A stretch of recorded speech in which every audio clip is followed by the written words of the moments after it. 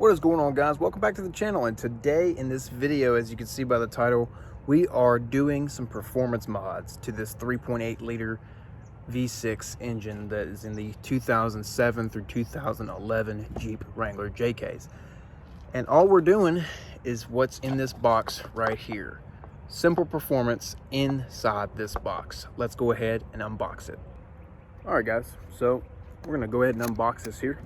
This is made by RT Off-Road. This is their throttle body spacer. I'm gonna go ahead and unbox it here. Got all of our little needs in the box there. It's got 4 bolts in it. And the throttle body spacer itself. Get this thing out of here. Here we go. It's got the little gasket that you put between the throttle body spacer and the actual throttle body itself. And the throttle body. This is made out of aluminum and has a matte black finish to it, or a gloss black finish. I think that's either gloss or matte, I can't really tell. But let's go ahead and I'll show you the tools you need and we'll get this installed. All right, guys, so the first step of this installation is, depending on what your cold air intake is, I don't know if you guys have 2 of these clamps or 1, but we need to take the one off closest to the throttle body, and you might have to loosen this one as well. It depends on how many you have, and that takes a flathead screwdriver, and we're going to go ahead and just loosen those and pull this part of the intake off. Once those clamps are loose and disconnected, you might also have to disconnect your sensor right here on your intake, just to make some room for you to pull this off. Once your intake is off, the next thing you want to do is you take a 5/16 inch nut driver and take these 4 bolts out.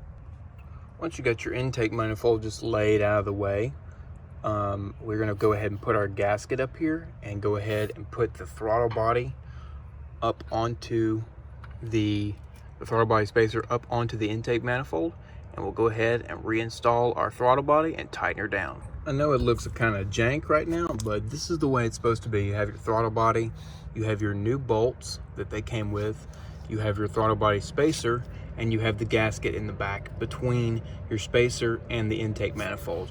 Just thought I'd show you guys how that goes on. Now let's go ahead and get the rest of the bolts installed.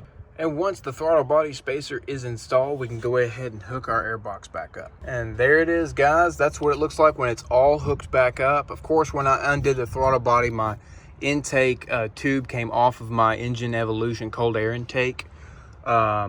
And don't forget to plug this sensor back up, because you will throw a code with that. And yeah, so that's it, fully installed. All right, guys, that's going to be it for today's video. And if you guys enjoyed, hit that like button, subscribe for more videos like this, hit that bell notification so every time I upload a video, you guys can get notified when I do. Comment down below what throttle body spacer you are running on your rig and what your overall review of them is. I'll see you guys in the next video. Peace.